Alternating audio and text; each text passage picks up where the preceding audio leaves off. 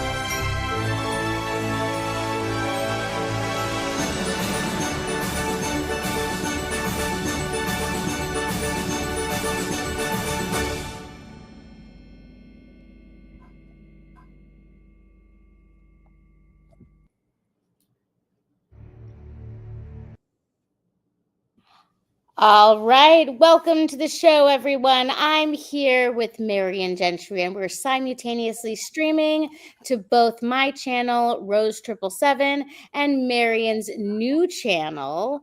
And Marion, the name of your channel is Marion Gentry. You can see your name here on the banner on the screen. You can see her beautiful face, and you can see her beautiful website, directionwithpurpose.com, on the banner below. I'm going to put you on center stage, Marion. Thank you so much for joining me tonight. This is your first Q&A, and we hope to talk about some really interesting things and clarify any questions that people might have. So while we're talking, if anyone is out there listening to us while we're live, please feel free to ask Marion a question. I know a lot of people will say things offhand and be in conversations with each other in the chat. So if you are asking a question, then just start your comment with the word question and then put a colon. And then you can ask your question. That will be easy for us to see that that's a question that you actually want Marion to verbally answer. I also really want to thank everyone who's here so far, including Rebecca Perry. Thank you so much for being here. And we also have another friend, Keen. Keen is a great friend of the show. And we also have Patty Soar. Thank you so much for being here. And we have a lot of friends here that may know Marion from Crow777 Radio, and she's been on 3 of our shows. And so I'm going to put and make a banner so that everyone can see, if you do listen to Crow777 Radio, that she has been on these 3 episodes: 652, 495, and 406. So I'm going to put it up here on the screen. Actually, that actually looks like well, actually not a phone number, but some kind of country social security number. I hope they're not, someone isn't inadvertently get their identity stolen, but I think we're okay. Those are the 3 episodes on Crow777 Radio, and I'm putting her website back onto the screen. I just noticed that I had to change this little I in the word with. Forgive me, Marion. Rose, you're perfect. No, you're perfect. Well, you're in such excellent health. I mean, I think that you just look so fabulous, and you have so much wisdom for people who want to get into the biohacking, anti-aging, longevity, beauty world. And it's a different kind of journey for everyone. and you promote a lot of things that some people might think are strange, and they may not feel comfortable with it. So you're here to explain and help people feel comfortable with the ideas that you have to share and your history. So without further ado, I think you should tell the audience, if anyone hasn't already met you before or heard you on other shows, who you are and how you became the owner of directionwithpurpose.com.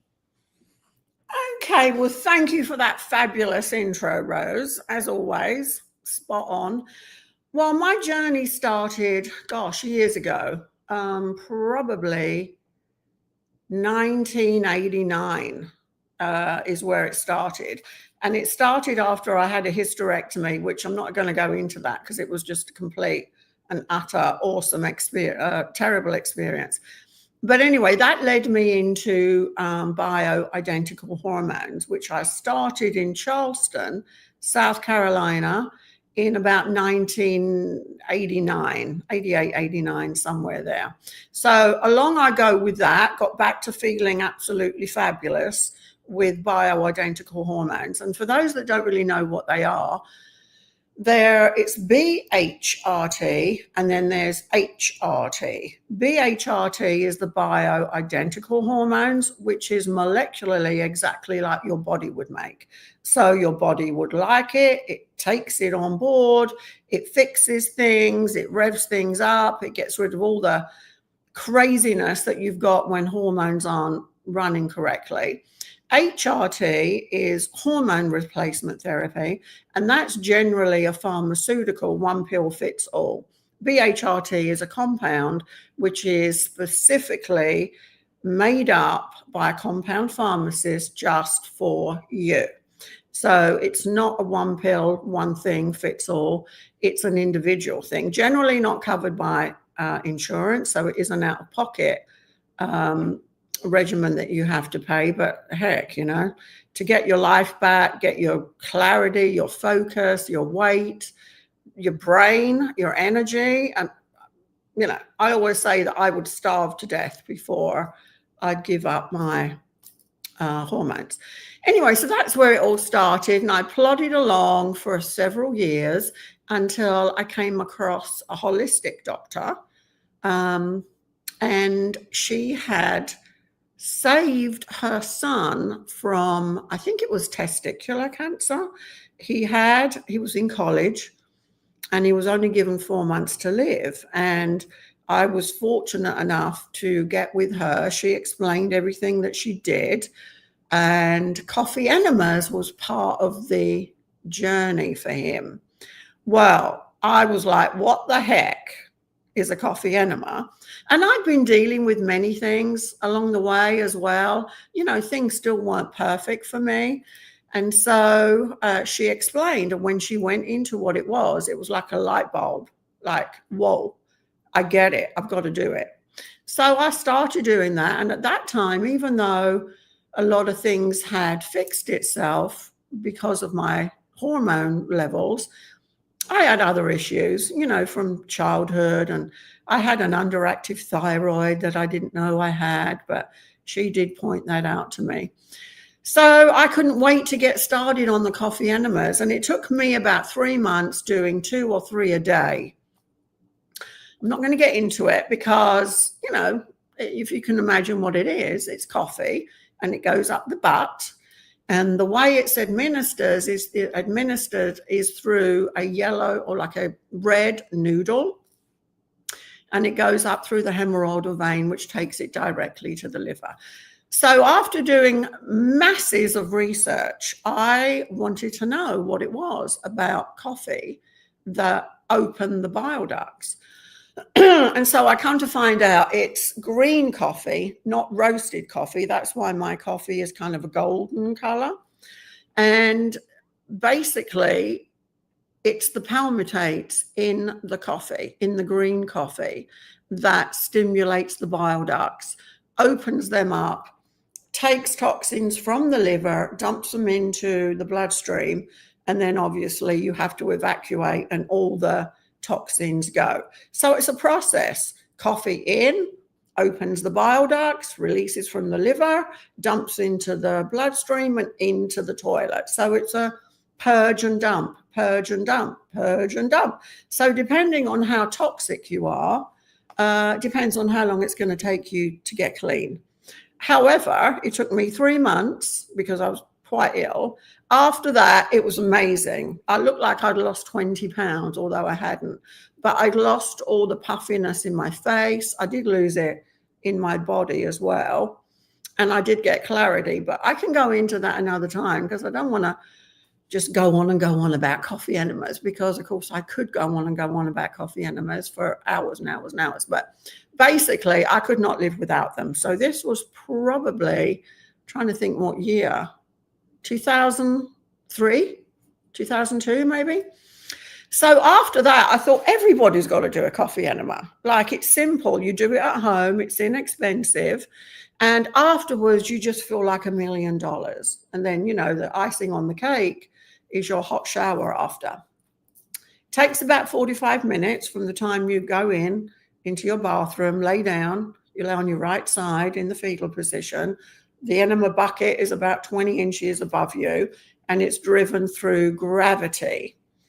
I do actually have a animated video on my website showing anybody how to do that. So then once you've done that, life takes on a completely different role. So I started working with people pushing the coffee enemas. And by the way, everyone thinks it's a little crazy. Most doctors today don't really know about green coffee enemas, but it was in the Merck Medical Journal as a cure up until 1973, I think, 72, 73. And Big Pharma had it removed. So it's a thing, you know, it's actually science. But you're not going to hear that from mainstream media or mainstream doctors. Probably an older doctor from way back that was trained initially in health.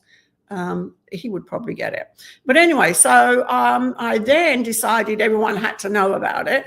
And I was the first person to put a coffee enema kit on Amazon. Back in the day, you could just take a picture with your phone, put it on their site, and off it went. Well, the whole thing exploded, took off. I was selling hundreds and thousands of them. Amazon had me sell them in Europe. So they paved the way for me to transfer them to Europe.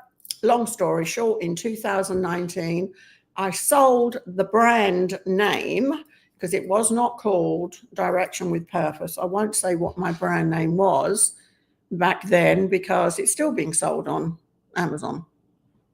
But I just couldn't keep up with the modern day technology. Amazon wasn't what it was when I first did it. So I got rid of it, sold that brand. Nonetheless, I continue to work with my clients and sell it on my website, which is Direction with Purpose. And the rest is history. I continue to do it. Many, many people that suffer from chronic pain, arthritis, back pain, neck pain, leg pain, head pain, all do coffee enemas, because once you start removing toxins, you reduce inflammation. And the way my coffee is produced, it actually has a morphine effect. So anyone that has chronic pain can get relief from that pain for about an hour to an hour and a half. I actually had a herniated disc C5, 6, and 7, where they wanted to do surgery and cut my throat and go in and put in a plate and pins, and I just wasn't having any of that. So I managed to get through that little escapade all on my own. Painful, and it was a journey. But what got me through was doing about 4 or 5 coffee enemas a day, because that helped me handle the pain. But anyway, that was one instance where coffee enemas have gotten me out of trouble.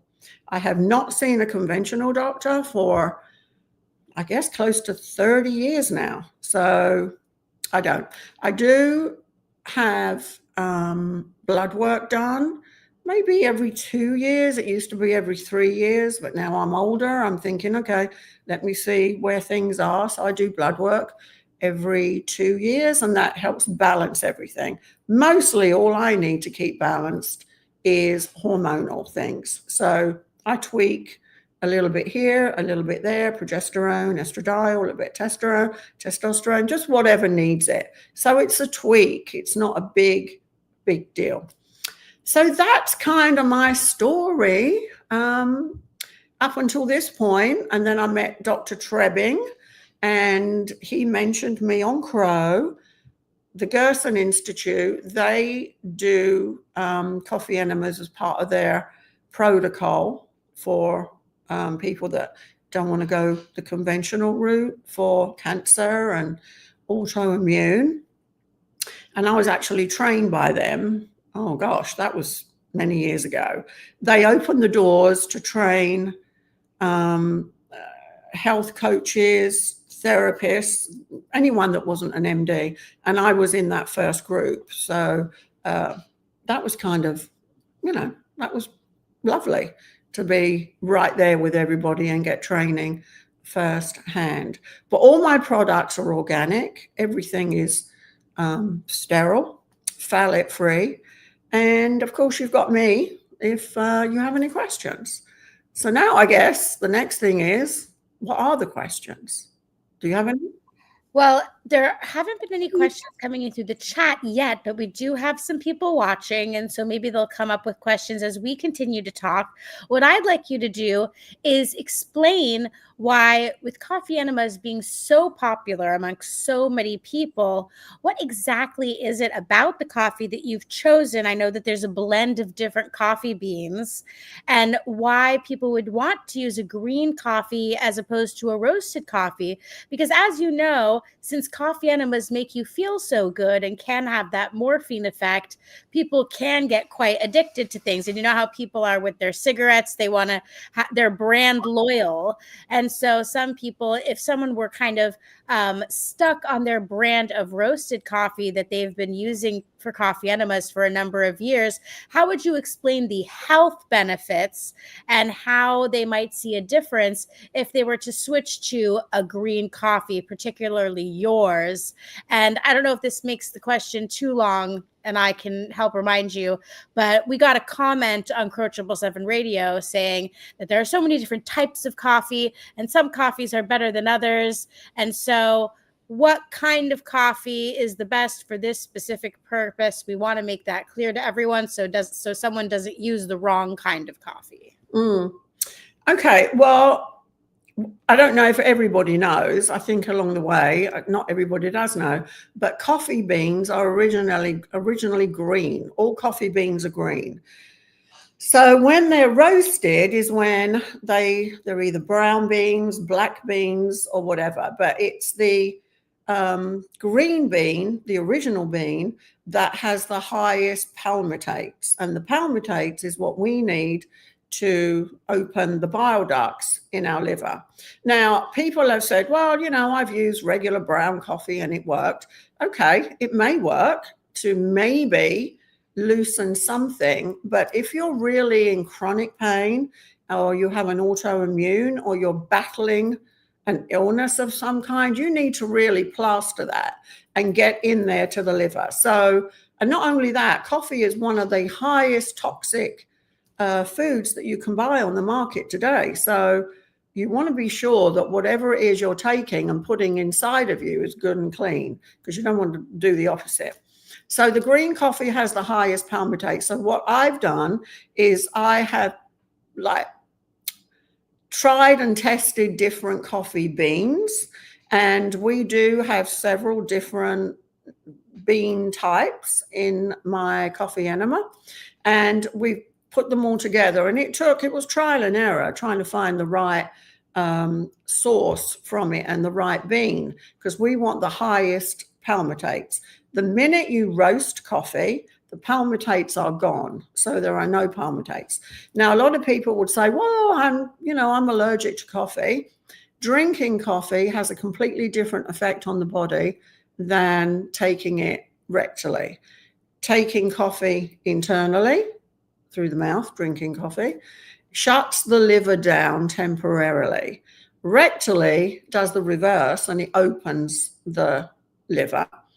And that's why generally if people want to take a cup of coffee in the morning, I say, do by all means take your cup of coffee and then wait about an hour before you do a coffee enema, because otherwise it's going to be a struggle for the liver to open the bile ducts. But that's basically what it is. So the coffee is sourced from private farmers, shade grown, all organic, and then the process of how we get it to where we get it is long and drawn out, because coffee beans, when they're not roasted, are extremely hard. And people have said to me, why can't I buy your coffee in bean form? You need an industrial blender processor to grind those beans down. You could never do it at home with a domestic grinder. So that's why it is completely ground. It's ground to a specific grain. So when you boil it, it's just the right texture, I guess, to get the palmitates from the coffee into the water. My coffee is good for up to 1 year if you keep it in a cool, dry place, not the fridge or the freezer, which is where some people tend to put it. You need to keep it somewhere dry so it doesn't get really moist.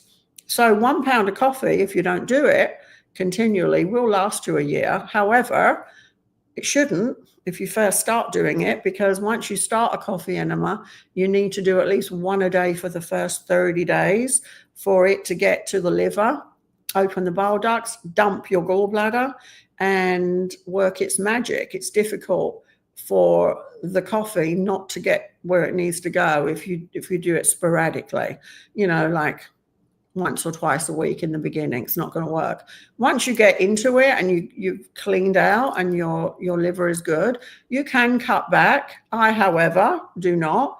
I still tend to do 1 a day because I breathe. I eat, I drink, and I want my body clean. Keeps your skin really good. Keeps your eyes all sparkly and awake. Gives you energy. Gives you clarity. Gives you a pep in your step. And of course, if you have any aches and pains, it completely removes all that.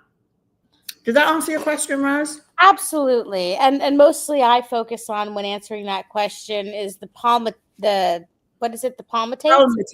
Palmitates. Yeah, the palmitates. There's more palmitates in the green coffee, and that way makes it more healthy.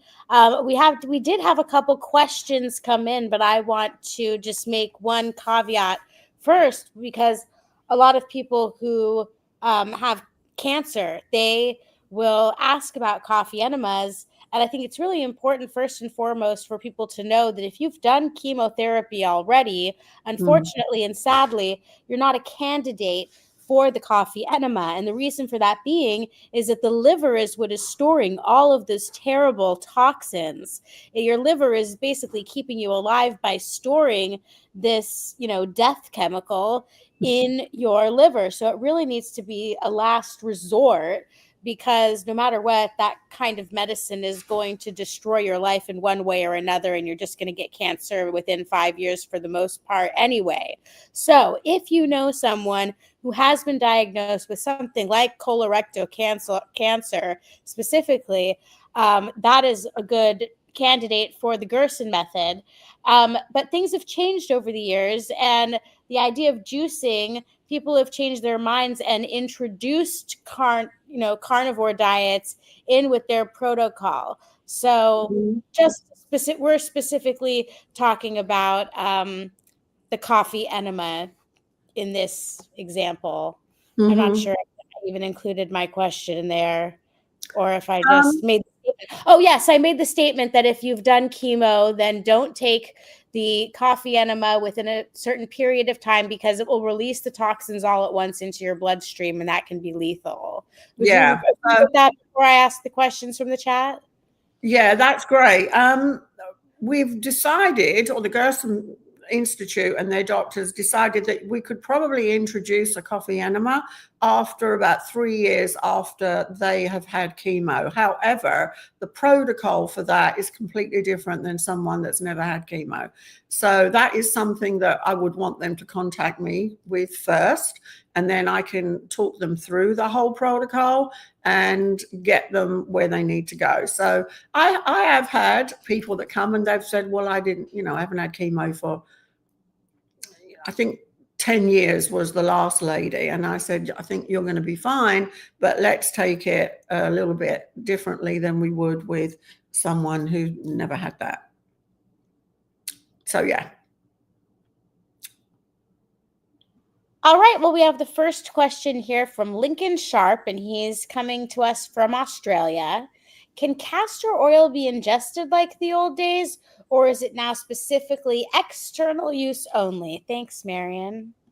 Well, thanks, Lincoln. No, you can still take it. But of course, again, you've got to make sure that you've got pure organic castor oil, which is what we sell. And you can take it just like they did years ago. I think grandmothers used to give their kids a teaspoon of it before they left for school. Not a good idea, really, because it does encourage bowel movements. But yeah, you can do it. And of course, externally is great too. So again, ingesting castor oil is not for a pregnant woman. I think they're the only really no-nos, or a child very young. But you can also do topical with the castor oil wrap. And that way you can put that on any part of your body that is suffering, like your liver, knees, if you have knee issues, kidneys, thyroid, anywhere, actually. I mean, it's amazing. And then you just put the castor oil on, and I think I have a video on my website for that as well. And that kind of explains everything, and that's easy and it's relaxing, and you just lay there for about 20 minutes, 30 minutes, even an hour, really, take a nap. And then you put a hot pad on top of that. But that is all in a video on my website. Yeah, and look at this. I'm looking at your store so people can see what it looks like, because I think it's kind of confusing when you say castor oil pack. People don't know what it means. So now we have this picture up here. Explain, like, are people putting stuff in? They're putting the castor oil inside. Are they putting anything else inside, or is it just a thing that stays wet as it's attached to your body? Well, you have a pad, so whichever part of the body you pick the pad, like there's two round ones there. That's for anyone that has possible cysts in their breast or breast cancer even. So you would need to pack that. So you just put maybe a tablespoon, 2 tablespoons onto the padding of the pad, and then warm that up. Some people put it in a microwave. Of course, I'm not a fan of microwaves for obvious reasons, but you could warm it on top of the stove, like get a glass dish or a Pyrex dish and just warm that through, and then put your pad on there just to soften the castor oil, because it's actually quite thick. So you really want to thin it out, or you could actually thin it out first and then pour it over like that. Then you take that wetness, don't put it all around the outside of the pad, because it will seep out as you're laying down. So you want to keep it condensed in the middle, whatever size of that it is, and then lay that on your pancreas or on your liver, your gallbladder, or your kidneys in the back, or on your neck for your thyroid. So, and then lay there 20 minutes, 30 minutes, an hour. It really doesn't matter. And then if you can keep it warm with a heating pad, a hot water bottle, something like that, that would be great. And then you continue. And you can do more than one part of the body at a time. I wouldn't suggest doing any more than 2 parts of the body. So if you're doing your liver or your upper part, then you could do your thigh or your knee or your ankle or your foot, wherever you've got inflammation, because it reduces inflammation, gets rid of pain.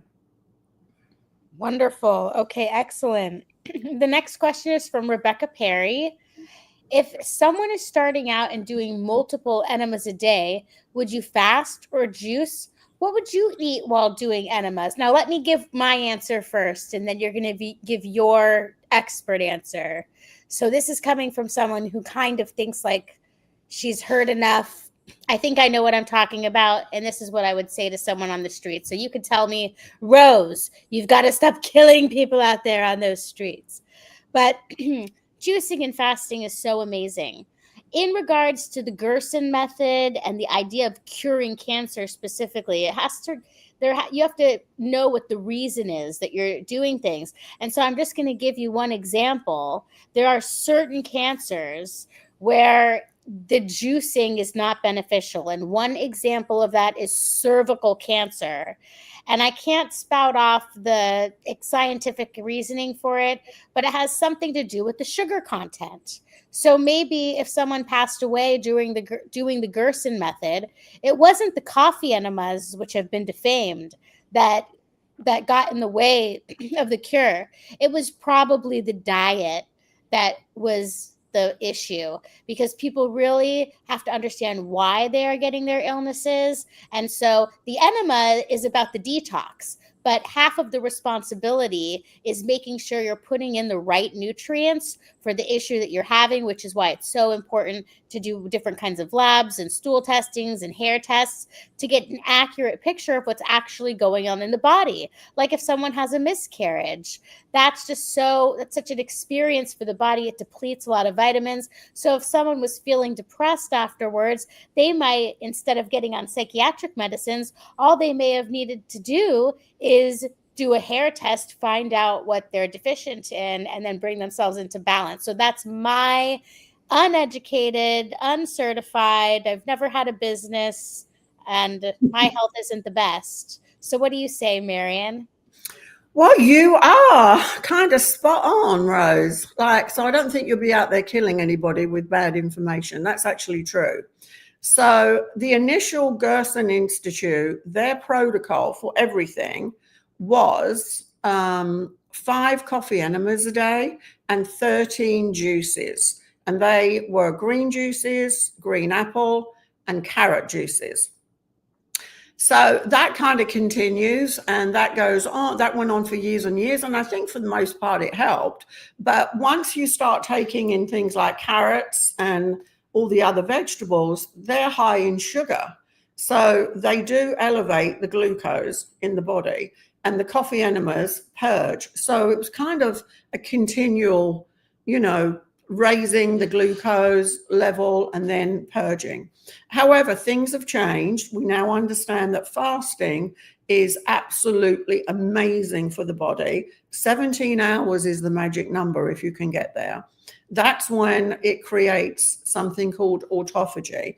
Autophagy basically is where all your good cells eat your bad cells, and then your body just continues. So when you're fasting, it's crucial to always do a coffee enema, because during a fast, your body is purging your liver anyway, and toxins are going into the bloodstream. So that's why you have to eliminate them with a coffee enema. Some people think that if they're fasting, they don't need to do a coffee enema. Whereas really, if you want results, that's what you should be doing. You need to be purging constantly, because fasting does create more toxins in the body, and you have to purge them. However, fasting is good regardless, whichever way you go. I would always go with that.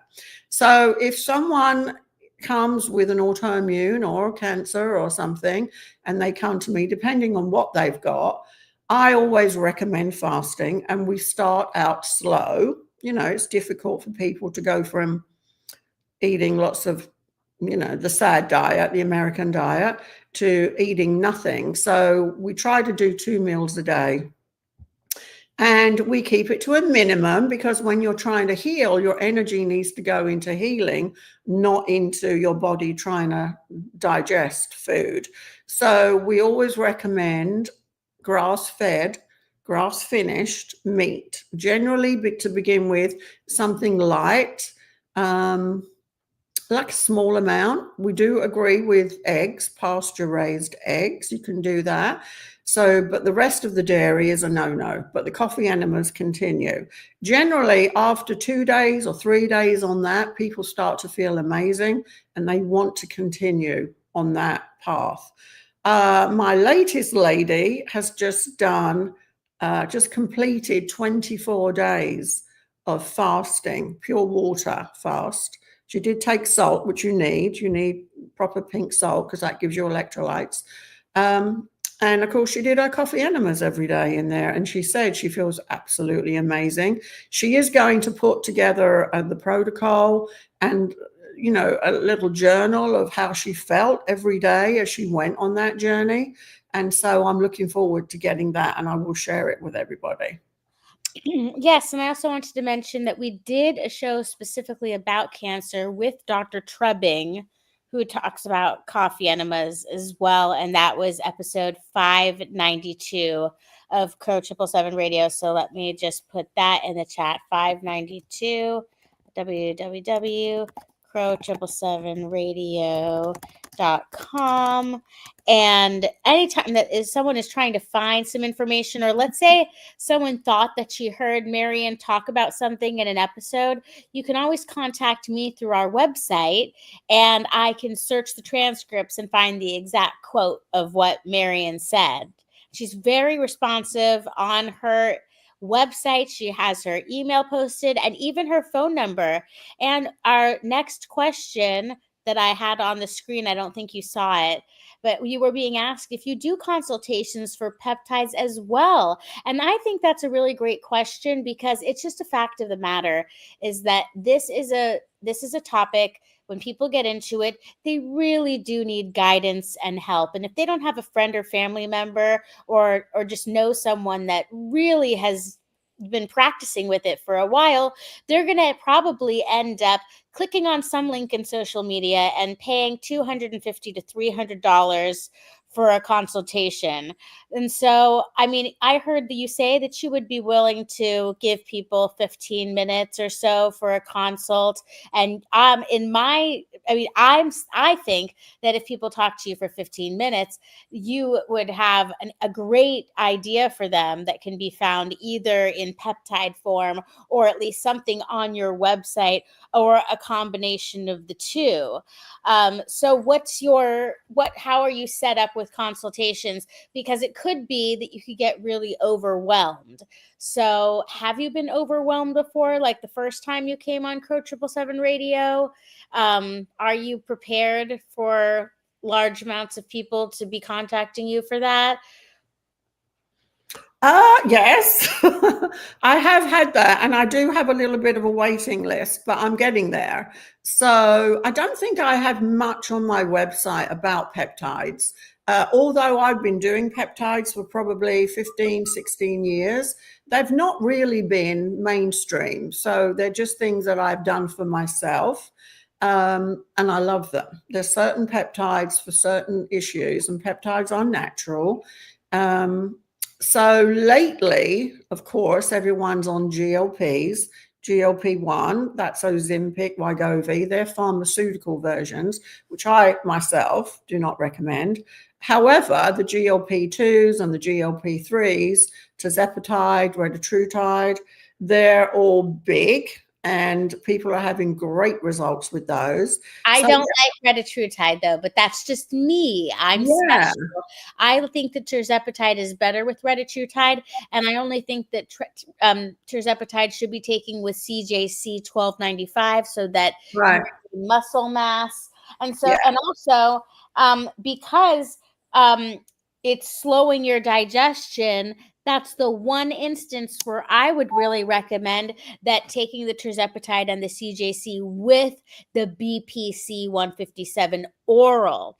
Most of the people, when they talk about BPC 157, you always want to make sure they know you've really got to inject it into the area where you're having pain. But if your issues or if your goals are related to the stomach, then taking those BPC capsules are a complete game changer. Marion, do you charge for your consultations? I do not. not for the Okay. 15 So minutes. that's No. why there's a waiting list.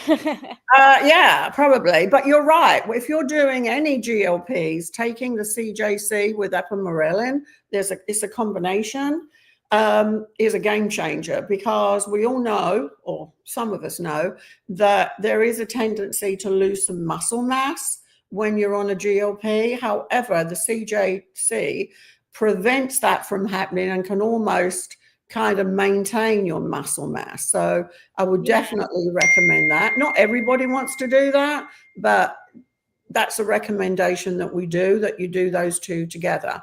And of course, the BPC 157 mixed with the TB 500 for your gut and your repair is fabulous. If you've got pain, you're right, inject it straight into the area where the pain is. However, if you just got gut issues in general, you can just put it into your tummy, just inject into your tummy, and it kind of finds its own way where it's needed the most. So for the longest time, I did the CJC and the BPC with the TB 500, and that really did a number on me, along with my coffee enemas. I just feel like the whole thing is amazing, because I had my appendix out when I was about 4 years old. So that's a whole other journey, because once you get rid of your appendix, you can no longer make your own probiotic. You can't make your own flora acidophilus. Your appendix makes that, and that's what keeps your stomach. So there's scar tissue in there when you have it done, whatever age, but young, and so that creates a whole new journey. And I found that everything that I've done, the coffee enemas and the peptides especially, together work synergistically. And another reason why I don't go to doctors. I never get sick, touch wood. I don't. And if I feel anything coming. Hey, hold on. You didn't say the sentence right. What? Okay. You don't go to the doctor, but you should tell people how long it's been since you've been to the doctor. Oh, probably 30 years. That's impressive, you have to admit. So don't forget to mention that. Do you feel comfortable saying your age? I don't like to say my age out loud in case my body hears it. That's always my thing. Well, just hey, take that. Everybody take that as a hint. All right. Because I'm the type of person that says, ooh, I can't believe I made it to 40 and a half. I'm 40 and a half. Mm-hmm. Or like 2 months before I turn a certain age, I get excited. I just start saying the next number. I think I was, 10 months into being 39, and I was already saying, I'm 40. I know. Well, we all did that when we were younger, but then. So you think I'm young? Backwards. I'm definitely aging backwards. You think I'm young? Of course I think you're young. Well, I always remember when I used to think about 2025, I'm going to be 40, and I imagined like the Jetsons. Oh my God. Yes. Well, I don't even think about age, Rose, to be honest, because it's not a thing.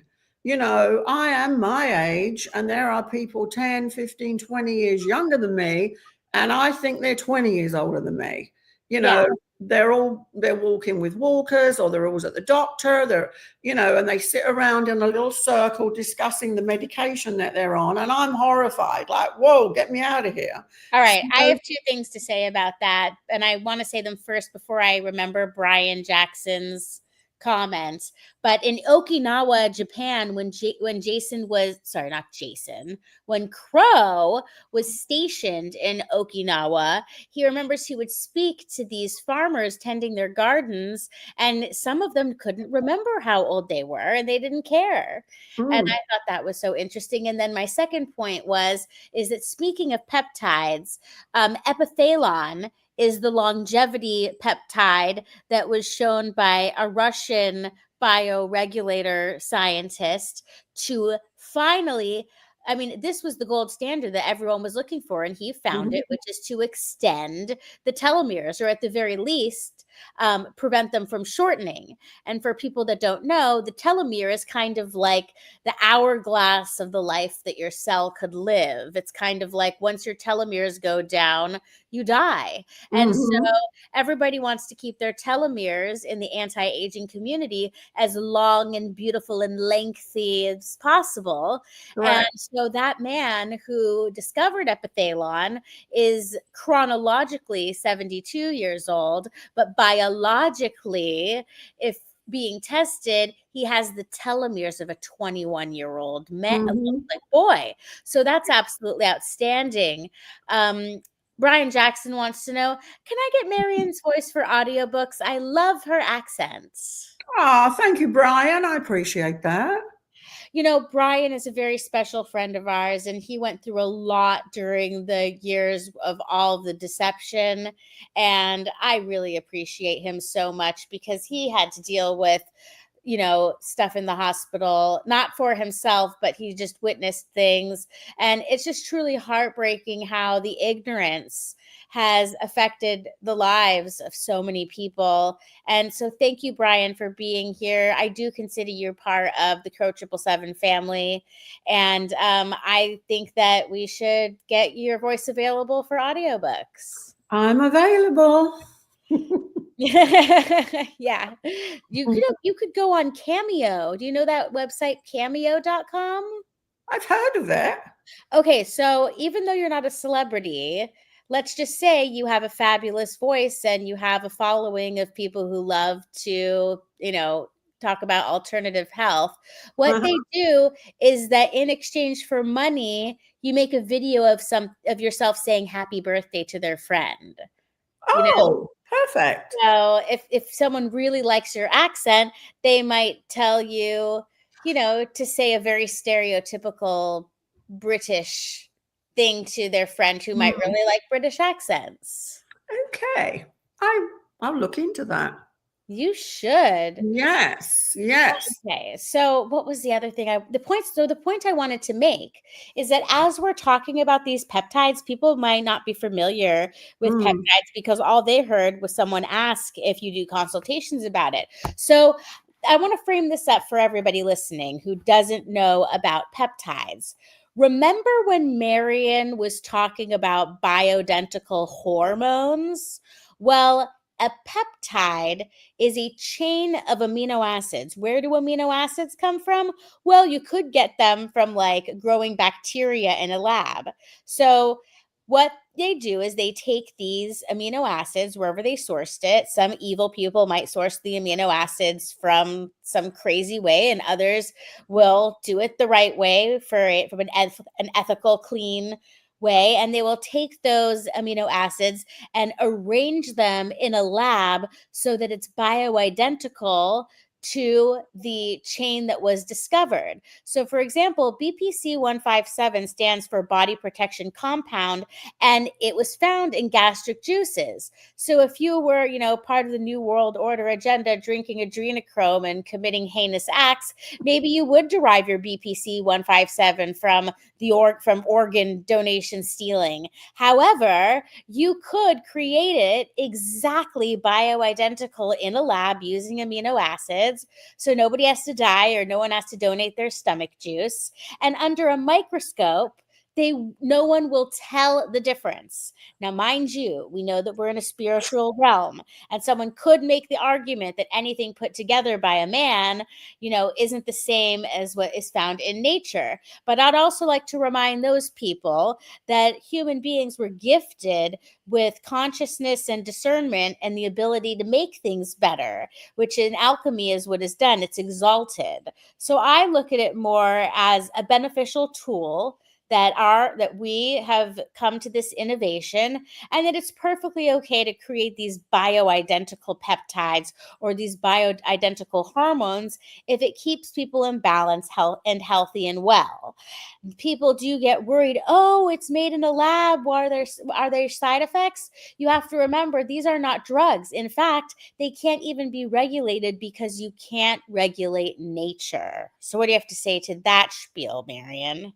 Well, good Lord, Rose. I feel like you've definitely done your homework and you've described it exactly as it is. That is it. And that is why when you take bioidentical hormones and you take the peptides, the original our peptides, the body responds because it's all part of the body's way of making their own. And we all have peptides, we make them, but we may not be making the right amount at the right time. And we're also messed up, through vaccinations and things through our life, and stuff like that. So it takes a while to regulate and to get everything put together. It took me years to get, balanced in a way where I felt like, oh my God, I feel like I'm 20, 30 years younger. Because when I was younger, I was, I had an underactive thyroid. I had a gut that wasn't working properly. I never went to the bathroom hardly, maybe once every 7 to 10 days, I'd have a bowel movement. Well, just think of all what it's doing to your body. So it just takes time. But if you have patience and you have an end goal of being healthy, it's baby steps and you can get there. Of course, if you're not as badly off as I was, or as some people are, like me, like you, Rose, but even you are doing fabulous. Well, I want to share my story, my biohacking stories, because I got a little cocky with my research, thought I understood things, thought I, wasn't going to run into any trouble because I had so many nice people guiding me. And I was experiencing such incredible life-changing results with what I got out of Dr. Diana's consultation, which is $100. And so that's basically for her to go over your entire patient history and your goals. And in the process, she might not just recommend peptides, but she might also recommend homeopathy and herbals and this whole, protocol that you have to decide if you can even keep up with it. Because when I tried her protocol, it was so much stuff to buy. And then you had to follow the schedule. But I, worked my way through it and got better. But wait, about my situation with the peptides.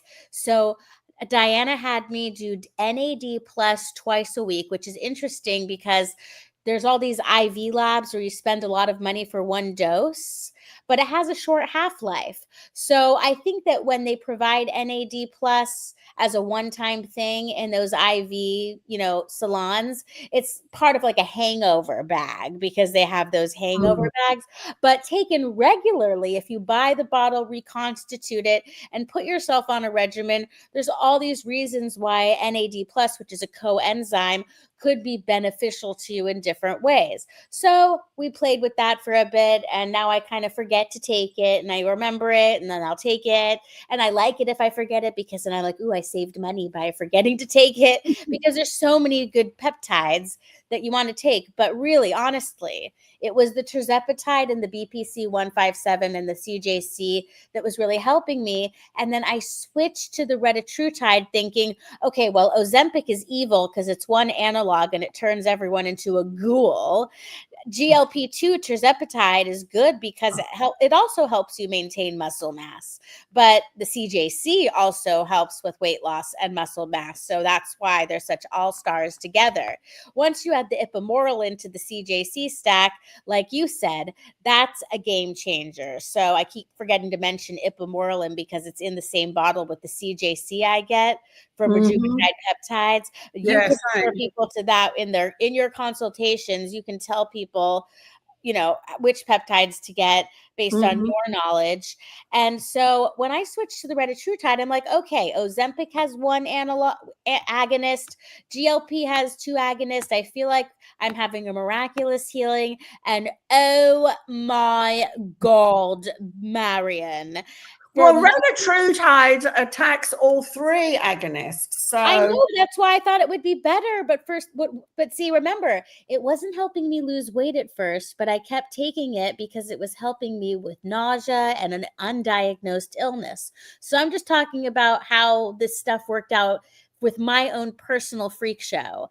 It's Mhm. that everybody's different, and Jason is loving the retatrutide. I'm hearing him burping, and I'm hearing, but he doesn't want to stop taking it because he lost 10 pounds already.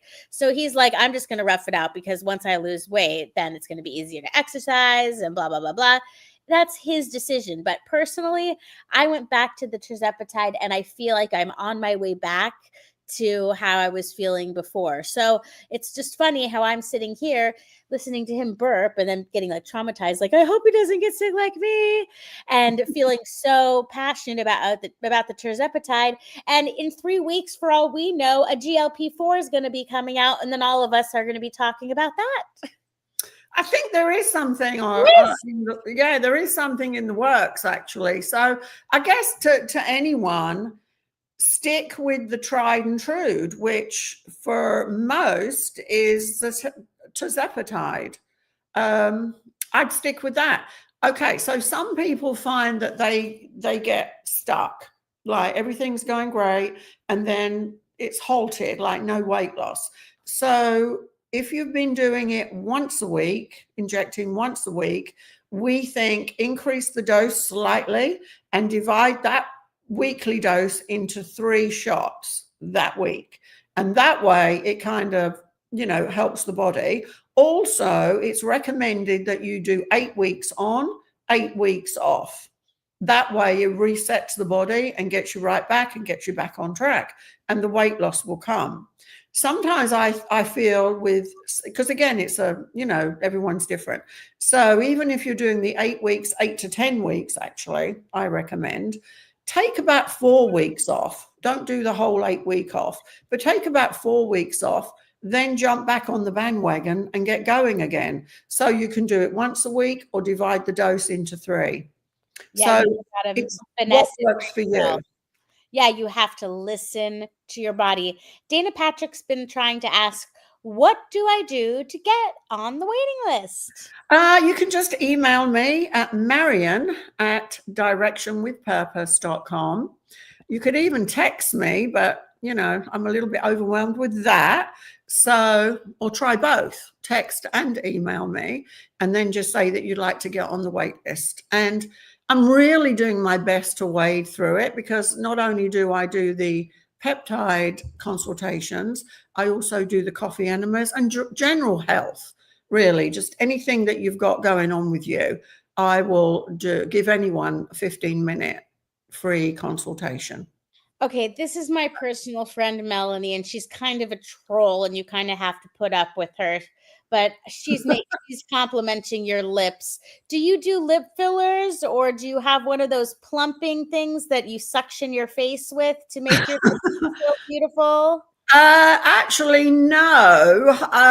I tend to not do anything to my face since I had Bell's palsy down the right side of my face. I had it for nearly a year. You were so screwed up. Like, you didn't even talk about your horrible story, but everyone's just going to have to believe that you're one of those people that used to be extremely sick, and then now you're better because right. Things you're Yeah. Well, I got Bell's palsy, and so anything to do with doing stuff to the face, injections and all of that, really is a no-no for me. Now, I'm not saying I haven't done Botox.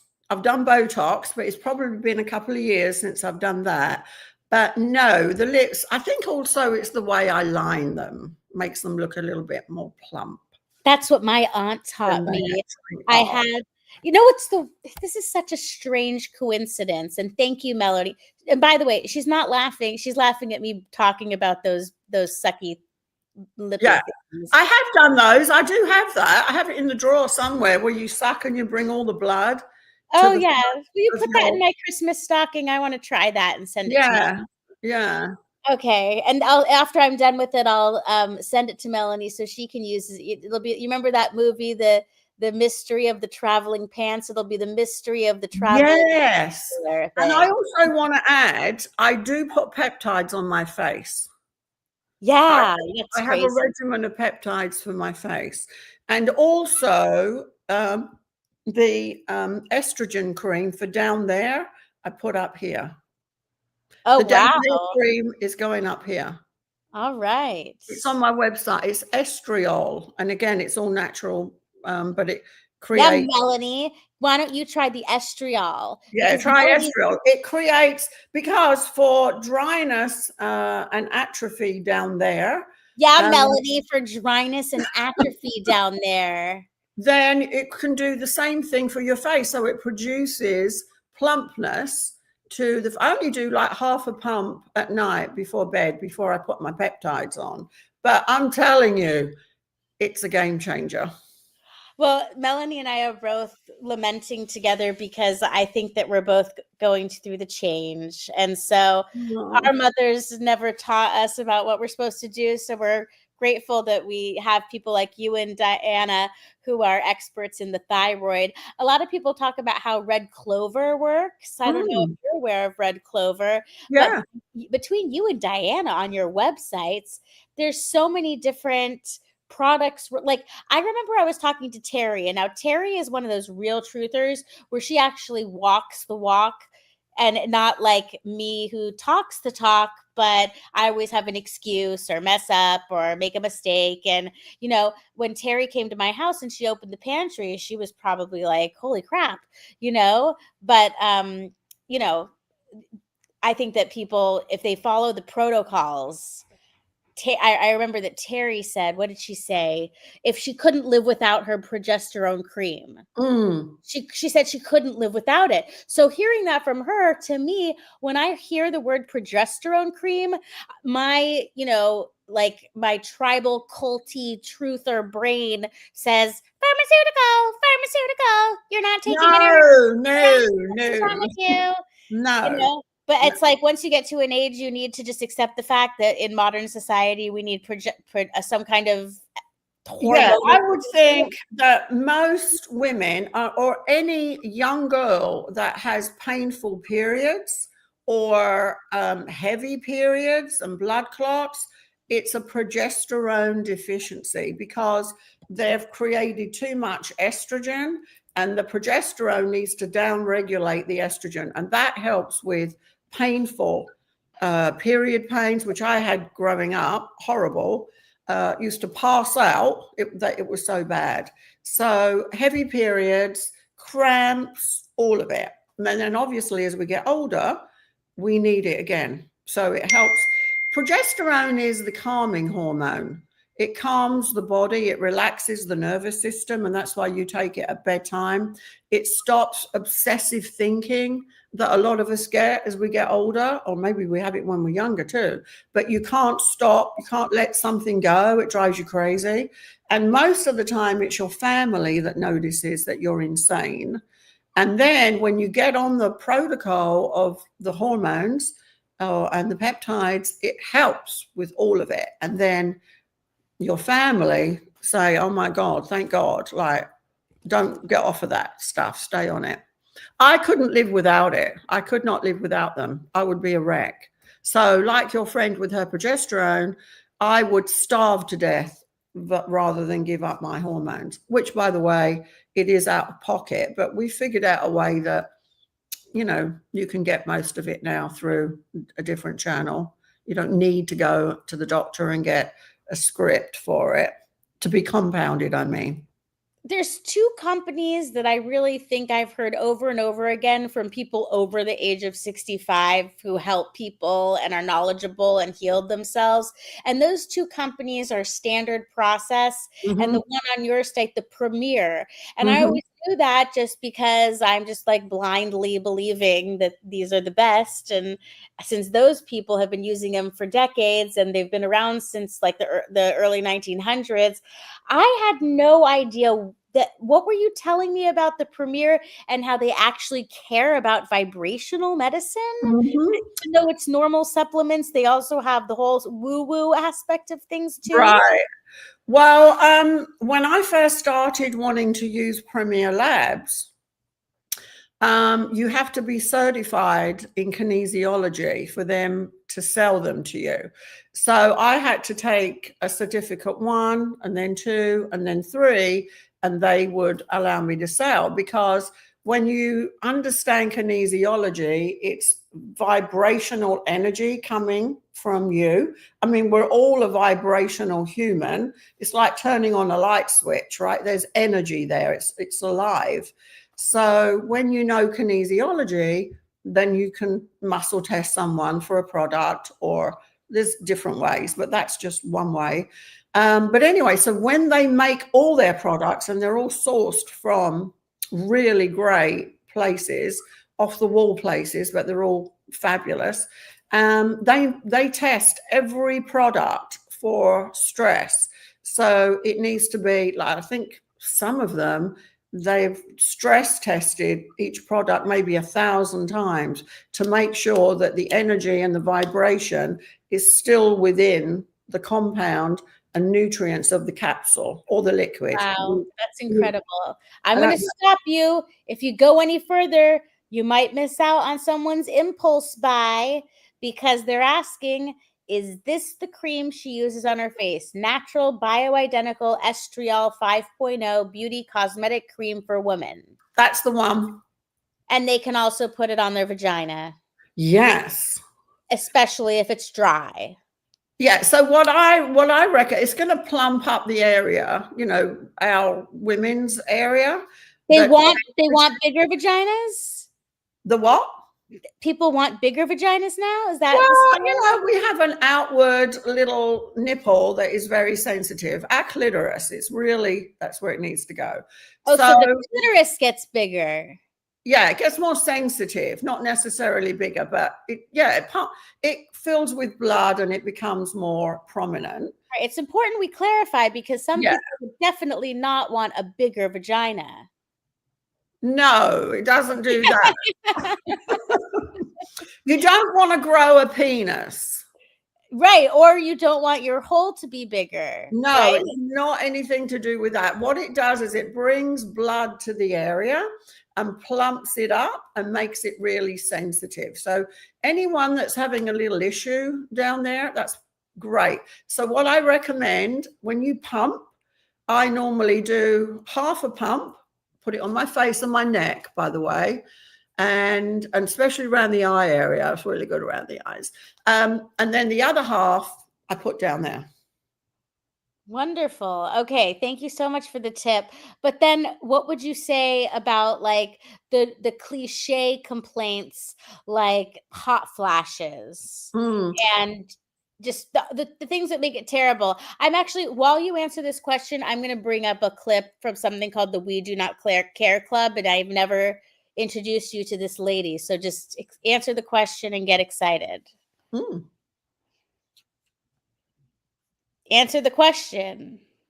What question? Oh my gosh. See, maybe I'm having menopause brain already. I thought I asked you a question and you were going to answer it while I brought up the video.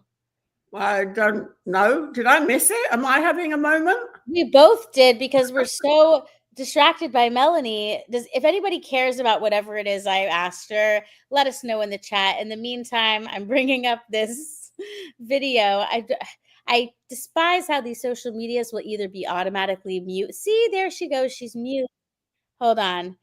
See, you'll understand when I refresh it and this starts, but I have to share it on the screen first. Oh, am I to read the question? What we were talking about. Thank you, Rebecca, for laughing. Thank you, Melanie, for laughing. I guess nobody remembers, so it must not have been that important.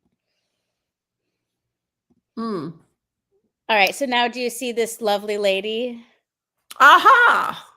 Okay. All right. So I don't know if I picked the best one. I mean, I feel like it is so hysterical, but there's a movement right now of people around my age, like between 40 and 50, depending on when your body is going to choose to do what. And it's just called the We Do Not Care Club. Oh, I've seen her. Okay, so I don't know if this is the best one, because I kind of picked it quickly, but we'll play it so people can get an idea.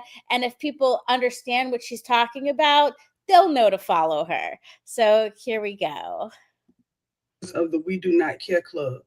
I started this club for all women in perimenopause, menopause, and postmenopause. We are putting the world on notice that we simply just do not care much anymore. Let's go ahead and get started with today's announcements. We do not care if the medication says do not take with alcohol. We are risk takers. We do not care if we lose our train of thought in the middle of a sentence. We are tired of talking to you anyway. We do not care that allegedly a fitted sheet can be folded. It's clean, and that's what matters. We do not care if you hear us talking to ourselves and occasionally answering ourselves too. We are having a staff meeting. Leave us the hell alone. We do not care if we started a cleaning project today. We no longer want to finish the project. It will live in a pile on the floor. We do not care. We do not care if you think we look pregnant. We're just flattered that you think we are still childbearing age. We do not care if our toenails are longer on one foot than the other. That left knee doesn't bend as good. We do not care if there are socks, pens, quarters, and a brush under our sofa. What's disturbing is the fact that you are looking under our sofa. This concludes our announcements. Our new and existing members, go ahead and put in the comments what we do not care about today so that we can add those to the list. Thank you. That is fabulous. I watch her all the time. Okay, so you're prepared to help people who just don't care very much anymore. Yeah. Maybe Yeah, they'll 'cause if care. you're not, you know, when you start to not care, that means your hormones are dwindled. Okay, let me just give you this little idea. A woman loses 90% of her hormones in a 2-year period, starting roughly around middle 30s. A man loses 90% of his hormones starting around 30, but it takes him 10 years. So it takes him a little bit longer to lose 90% of his hormones. We lose them much sooner.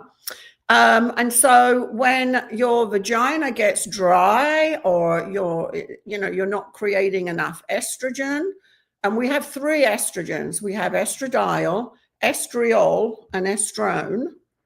3 of them. There's one there that creates more problems than others, but as we grow older, we need to have estradiol. So, but you also got to have progesterone to counter that. So, and we also need a little bit of testosterone. You got to have it. So once you get that balance going, you replace everything that you had when you were younger. Guys too. Wait. We have menopause. Guys have andropause. Wait. Look at the screen. Did I spell these things correctly? Estriol, estrone. estrone, no D. Okay, which one of these words is the third one? Estradone, you've got. It's just estrone, no D. Okay, all right, I get it now. Yeah, you did I well. won't forget that again. I'm glad I have photographic memory, so now that I'm looking at this, estradiol. This is how. And it's estradiol with an O on it. Estrone. Yes, and then estradiol. Anyway, so we have to have all of those or we shrivel up, and it's nature. You know, we're meant to grow older and then, not want to go do the things that we did when we were younger, and we start nesting and we nest. And you kind of lose that desire to want to go out, have fun, get dressed up, have your hair done, do your nails, all the things you did when you were young and energized. Men, the same way. They lose a lot of their drive when they're younger. They're like, freight trains and horses. They just want to go. And as they grow older and older and their testosterone gets less and less, their estrogen rises. And you can normally tell a man that's got a lot of estrogen and not enough testosterone because number 1, he's going to have a belly, and number 2, the big one, is his boobies get really fatty. So he looks like he should be wearing a bra. but so they're kind of real fatty, but that's a real sign. So if a guy is low on testosterone, that will help with that. And then you add the hormonal component to the peptides, and that could really help get a guy into up and running again. Yeah. So the peptides we can do testosterone with the peptides, or we can do, the capsules with testosterone. But a man needs a little bit of estrogen, like we need a little bit of testosterone, and they need a little bit of progesterone too. Now, So, and I have a question. If someone is low on testosterone, that doesn't necessarily mean that they have erectile dysfunction. Those are two separate things where the lack of testosterone is causing these body issues like the hanging on of the fat. But or sometimes could it also affect and cause erectile dysfunction if someone's low on testosterone as well? yeah, totally. So if a guy so a lot of women in menopause talk about how they lose libido, and the same thing could happen for men if they're low on testosterone. But as my understanding is that if a man doesn't have an imbalance of testosterone, his libido is going to go on forever. Correct. But it's very rare that a man will keep his testosterone high. It's pretty impossible, actually. But there could be other things. Cortisol is a factor for a man to have ED. Most men don't lose the desire, but they lose the ability to perform. Oh, interesting. Okay, see, I never asked questions like this, and this is very interesting to me. So losing the ability to perform doesn't mean that they don't have the desire. Correct. That's really important for women to know. Women will lose the desire and the ability to want to. So, we're different animals, really. So we don't have that same horniness going on 24/7 like a guy does. Like a guy might never be able to get it up again ever, but it's still up here in his head and in his imagination and in his mind. And so that's kind of what keeps them driven. But there's things you can do about it. You don't have to, just settle for that. No more than I would want to settle for, losing all my energy and my sexual desire and my pleasure place. Okay, so we're after the hour mark. I think this has been a wonderful stream so far. I don't know how much energy you have left to keep going, but I have a diabolical evil genius question for you about how someone could use peptides if they were wanting to start a cult. So this is supposed to make you laugh, but I know you're just trying to concentrate. I've got it. Yeah. Okay, so in an episode that we did about peptides, they taught about PT-141, which is supposed to be the love drug, but it doesn't work like Viagra. It's more something having to do with the feeling of love, and so it can be for men and for women. And the funny thing is that first it was discovered because there was something called melatonin that became like a love drug, but the side effect of that one was that people were getting tan. So if you want to get tan and feel the lovey-dovey feelings, they call it the Barbie doll drug, right? So that's what they discovered. But then people came around and said, well, I really want to take the love drug, but I don't want to get tan, and I would probably take it so much I'd turn practically orange. I think someone said something about like if you don't take it with GHKCU, then it will be more natural tan.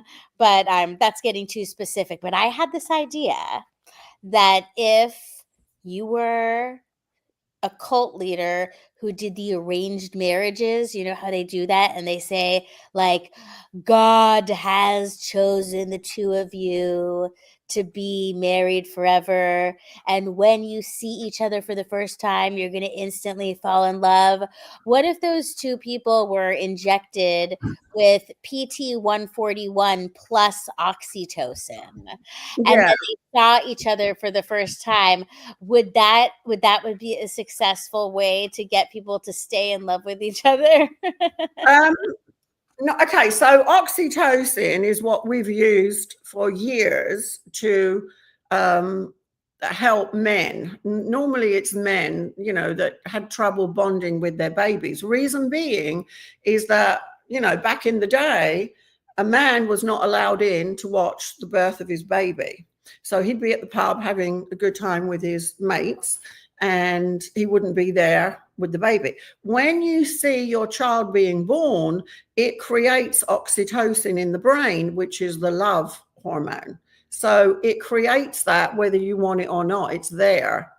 So the peptide version that makes you tanned, there's some really freaky side effects to that. So I'm a bit nervous about it. But the great thing about oxytocin, it's being used in autistic children, that it's actually created that eye-to-eye contact with people and their parents, that it's bringing them around along with. I didn't know that. Oh my gosh. Yeah, it's fabulous. Yeah, it's fabulous.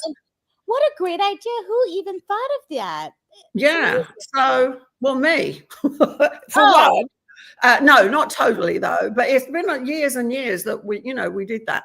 And then also for the autistic children, the oxytocin along with the nicotine patch has had great results, like fabulous results on autistic children.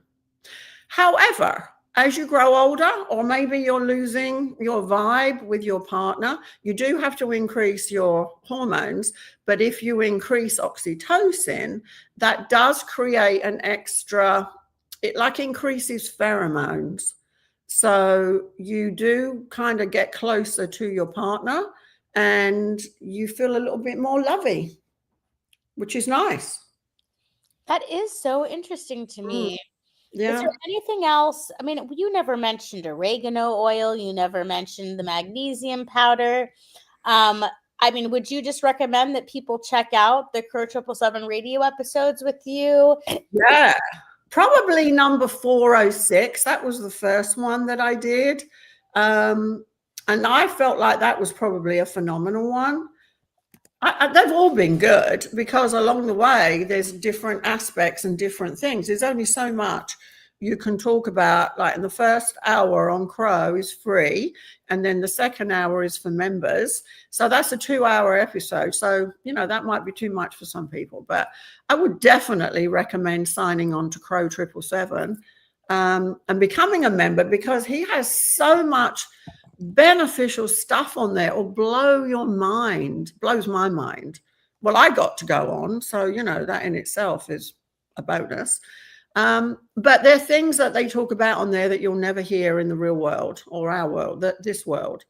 But it's just crazy. So 406 is my first episode. They've all been good. So, but if you have any questions, then just reach out to me. I'm happy to help. If you have questions about yourself, if you have issues about your spouse, maybe I can help. I don't know. I'll try. Yeah. And so the first episode with Marion Gentry on Crow 777 Radio, episode 406, I posted it in the chat and I have it on the screen. And also I will update the description of my video, but after it ends, it's going to be on your channel, Marion. So you'll have to remember how to go into your YouTube studio. Mm-hmm. And anytime you need my help, I'm happy to help you with anything you need in scheduling these Q&As. And I think that if we schedule them in advance notice and put it out in your newsletter, did you already do that for this one? I did. We did it yesterday, though. We're a bit late. It's a good idea to do it like a week in advance, a day in advance, and the date of it. But people don't realize what it takes to have a website and do emails. It's like expensive to send out to free reminder emails. So we'll just do the best we can to try get the word out that these are happening now. And then when you feel like you can independently conduct them, you won't even need me here anymore because Oh, honey, I was always need you. I'll always need you. You're such a bright spark in my world. Ditto. Did you like that movie Ghost with Demi Moore and Patrick? I loved it. I love Ghost. Yeah, I saw the other one the other night, actually. The other one, really old, with what was that one? Oh God, where she's with her husband and they're in Vegas and he wants to buy her for the night for $1 million. What is that one called? Are you talking about Leaving Las Vegas with Nicolas Cage? No. Are you talking about Pretty Woman? She's a prostitute. No. What are you talking about? What is that movie? I just watched it the other night. Demi Moore. Robert Redford, I think. And Demi Moore. Indecent Proposal? Yes. Oh, I've never seen that before. I just cheated by looking it up.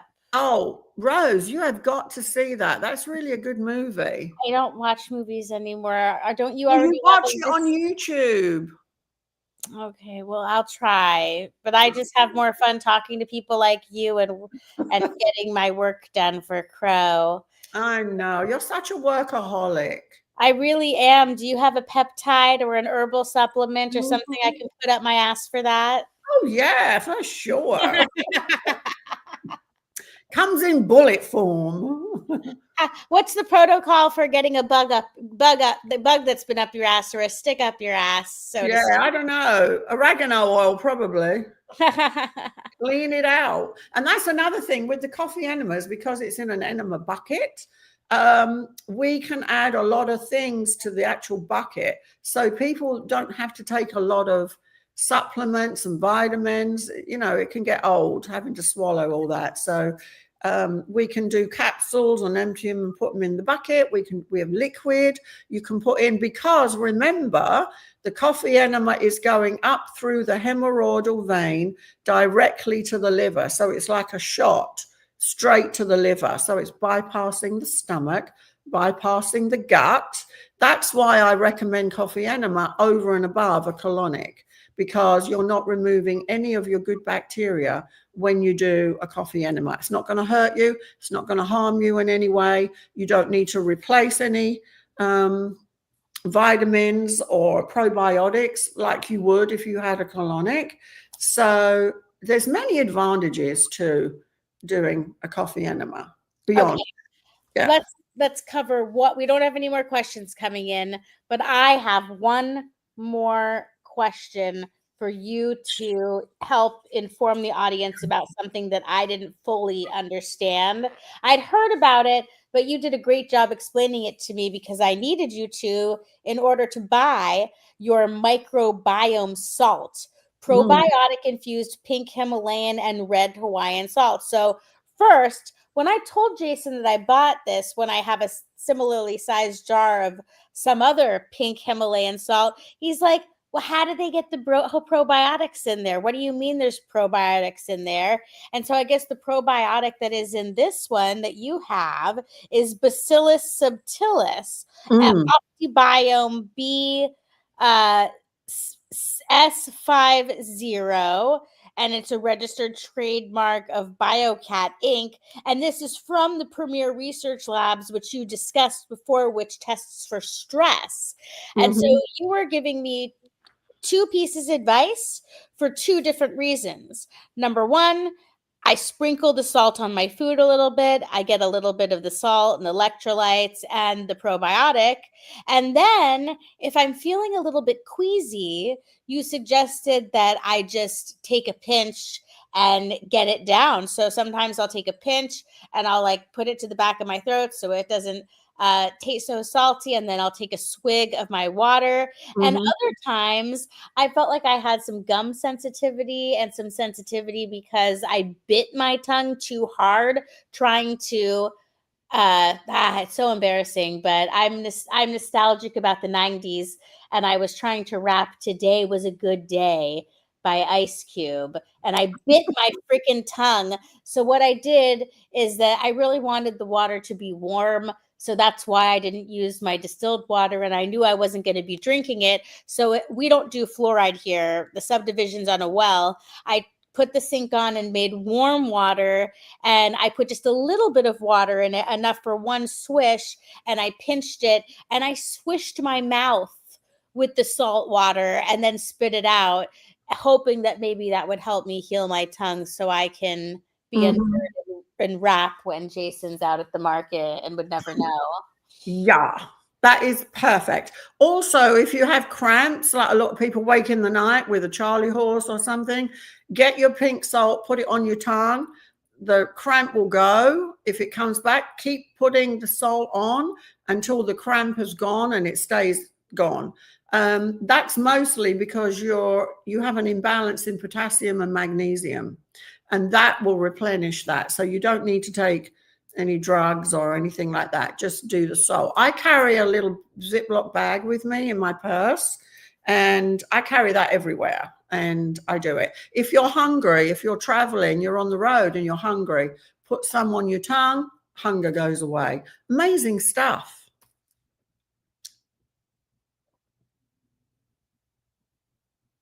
Sorry, I was muted. I've got the website on the screen, www.directionwith. Oh man, I misspelled it because I can't believe I did a spelling error in my professional environment. Direction with purpose. I think I put perspus. Oh, honey, you need a cup of coffee. I did get one, and it's all the way to the bottom. Good. Yeah, Bless his little cotton socks. Yeah. Pardon? Bless his little cotton socks getting you a cup of coffee. Oh my gosh. Yes. And I would always get him a cup of coffee if he needed one, but his coffee process is like an alchemical laboratory, like with Ben Balderson, because he uses this percolator on the stove and it overflows with boiling water. And then the coffee stains get on the stove, and so I have my own wheelchair accessible stove, so he can do whatever he wants with his scientific percolator, but he's always buying the special glass pieces for the top, and his coffee is like a sacred religion for Jason. For me, it just helps me function. Yeah, I love my cup of coffee in the mornings. I take mine black though, but you know. Well, that's what people should be doing. And Dr. Diana really, really wants me to quit drinking coffee because she thinks that will help her. That will make a difference. But anyway, I didn't actually get the question answered for the audience. I wanted you to explain why the salt would stop the nausea, specifically because of the hydrochloric acid.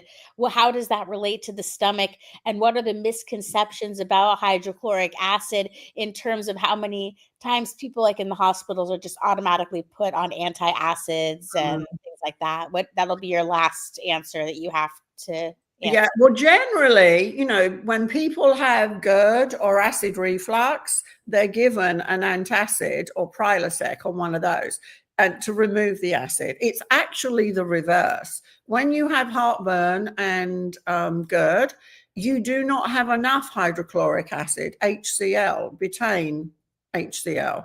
So you need to replenish that. So by taking the salt, that does help stimulate the acid in the stomach.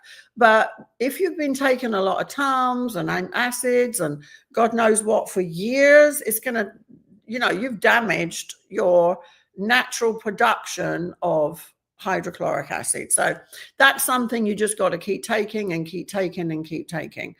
Actually, taking coffee, depending on the make of it, you know, people say it's acidic, but it has many benefits, all the polyphenols that it can give you. So I'm not opposed to coffee. it's a bit like I'm not opposed to lemons, even though it's acidic. It does have the reverse effect on the body. So the new microbiome salt has all the enzymes in there to create all the natural HCl that the body needs. It's a big process. So maybe we can talk about that next time around. It's all actually written on the website. If you go to the salt, because we have several, if you go to the microbiome salt, there's a big blurb about it right there. Okay, well, that will motivate everyone to go there next after listening to us. And so I'm going to go ahead and thank you, Marion. Just keep in touch with me and let me know when you want to do something like this. Maybe you'll get contacted with the same question a bunch of times and we can schedule a Q&A to answer those questions. Because if one person's asking it, then it might be that there's 100 people out there that are asking it. Yeah. So, yeah. Thank you so much. I couldn't have done this without you, truly. But this is going to be your area of expertise very soon. And I see a bright future of you making content on YouTube and connecting with the audience, putting your face out there, getting on interviews and sharing your experience, because you have gained so much wisdom over the years and seeing all the trends and fads and, people who were, I'm sure someone who thought they were the healthiest person and they've passed. You've seen it all. Yeah. Yeah. All right. So with that being said, I'm going to close us out with my special poppycock theme, because we know we're living in a world of poppycock. And so I hope it makes you laugh and you enjoy it. And we're going to put our overlay on top that we made. So thank you. Thank you, everyone, for joining us and listening to Marion's Q&A. It was posted in the comment section under the Crow website. So I think that people are going to be watching the replay on your channel, Marion. And I hope that if you did decide to do a consultation with Marion, I would just love to know. So you have to tell her that it was because of this stream. So everyone, have a wonderful, wonderful Wednesday night, and we'll hope to talk to you soon. Good night. Bye. Bye. Bye. Bye.